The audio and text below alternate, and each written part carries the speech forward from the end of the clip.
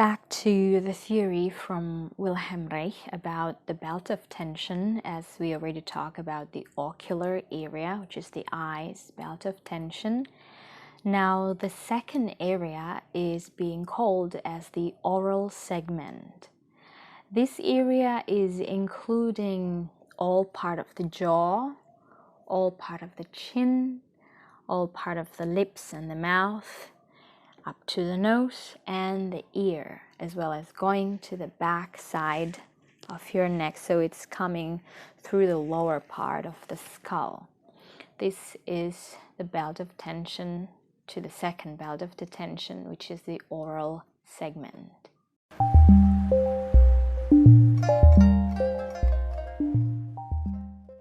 The biggest tension that is created in the oral area relates to the inability to express desire.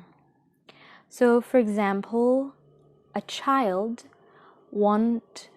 having a desire for a toy, but because some of the condition, this child cannot express this desire to the parents. Because, for example, the child has some assumption about the money, or the child doesn't feel worth it about the toy, or this child already tried to ask about the toy before, but at that moment the parents refused to fulfill the desire. So the next time when the child wants a certain kind of toy, this child will remember that memory at the previous one where the parents refused to give the toy to him or to her. So the inability to express a certain desire create tension at this oral area. The tensions start when the teeth on the lower teeth and the upper teeth start to clench to each other, like as if we're biting something. And this also relates to the suppression of anger itself. When the desire cannot be expressed properly, when a child are not allowed even to tell the desire about something, anger arises and the child has to suppress it. So the jaw works on this defense system to create clench and contractions so that the body start to control the emotion, so that the emotion does not being expressed to the outer world. So as a child, we learn to do this just because we're not able to express our true innocent desire. Relate to the feeling or the desire itself, then coming to the next level of feeling, which is longing. As if we are missing something. As a child, we feel like we miss something. Something is not completed. Something is not perfect. Something is missing. There is a hole in this feeling or in this satisfaction. The satisfaction is not met. So this feeling of longing as well create the tension on the oral area. Therefore, a child, most of the time, they will not speak. They would rather just not create any words and just kind of work and focusing on suppressing this feeling so that the body stays okay.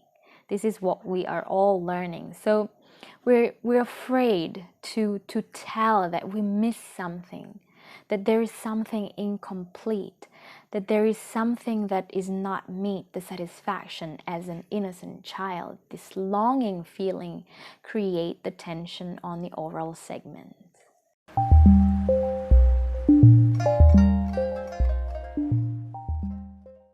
The third basic nature feeling that relate to the tension in the oral segment is also relating to the essence of connection. So when a child is longing for a mother's touch, the child is looking for this mother's touch. But then the mother probably already think that, oh, you're already too old. For example, this child is 5 or 6 years old, where the mother already think or assume that the child has to go out and be independent. But the child actually is still a child, and this child still need touch from the mother. So there is an incomplete connection that is being missed by the child and is not being understood by the adult. So this kind of expression, the child do not know how to say this to the adult. They don't know how to say that I need you. They probably afraid to say that because already they see that the parents is working all day and feeling tired and maybe already projecting some certain amount of anger or irritation by just looking at them. So the child automatically, naturally feel that they have to defend themselves. So then this is the first thing that they do to create contraction on the oral segment. So they don't say anything. They would just stop speaking and just feeling and suppress this and just not having a proper connection with the adult. And that is what we are learning. And now the result as an adult, because we don't know how to express our feeling to the parents, we don't know how to tell the mother that I need you.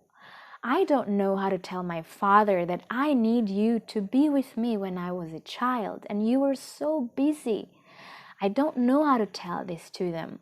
Now as an adult, I live with this feeling of longing, feeling of desire, feeling of missing a connection. We still reliving this child because we don't know how to release and how to express this as the contractions and as the tension on the oral segment. So because of these connections of the feeling, desire, not meet, create a feeling of longing, and then create distance on connection, then the next level is understanding the self-value.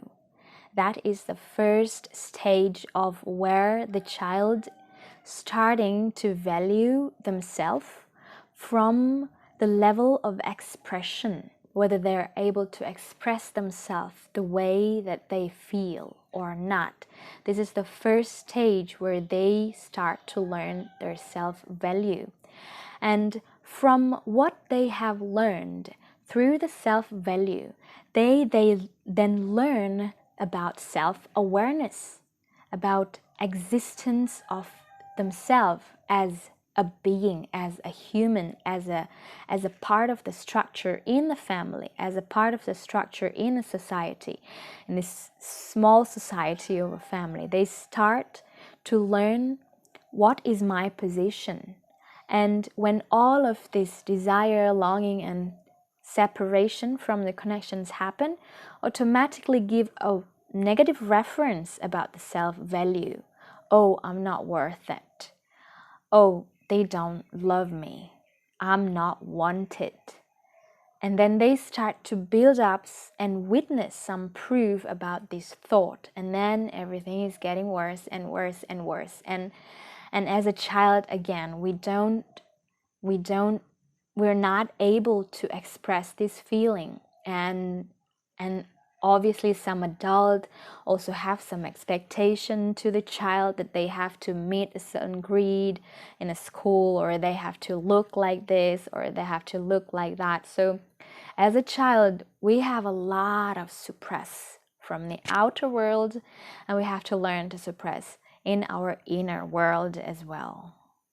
And one last emotion that relates to the tension on the oral segment is disgust.